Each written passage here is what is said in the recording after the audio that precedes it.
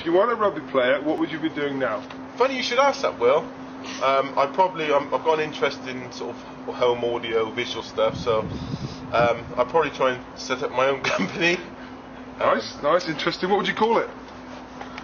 Probably Smart Home Solutions. If I weren't a rugby player, the boys will all tell you I'll probably be a fat jockey. Maybe estate agent, management, something like that. Nice. Who spends longest in front of the mirror after a game? After a game, it's a choice of two really.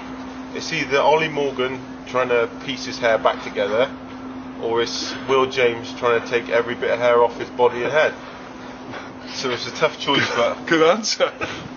Crikey. I would have said Ollie Barkley, but...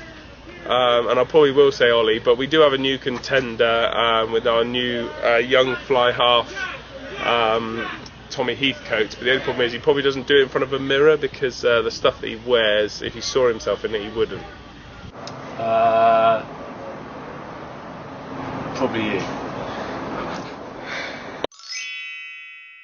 Which cartoon character is most like you or a teammate? It's not a cartoon character, but I think, well, it is a cartoon. I think I'd go for Shrek, and I'd probably choose Pete Buxton for that. There's a lot of similarities, how he lives his life, and obviously the facial similarities. Does he live in a swamp, does he? Near a swamp. Near a bypass? Nice.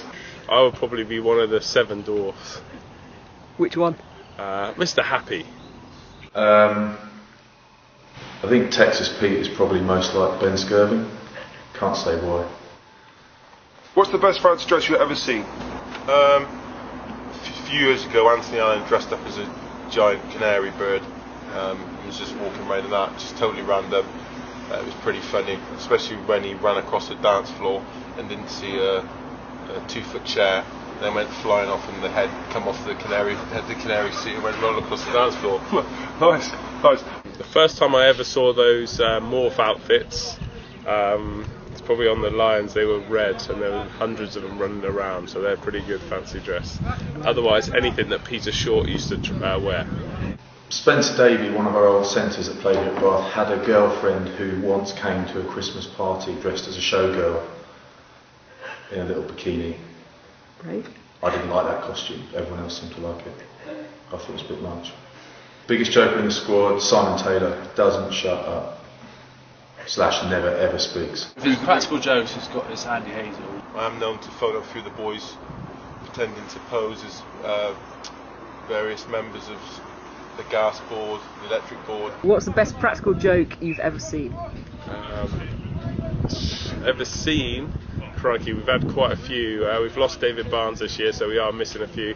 Probably the best one that's ever been done to me was that they managed to get hold of my phone and sent to all my friends, family and teammates that I was finally coming out. Have you got any dance moves? And if you have, it'd be great to have a demonstration. I have no dance moves.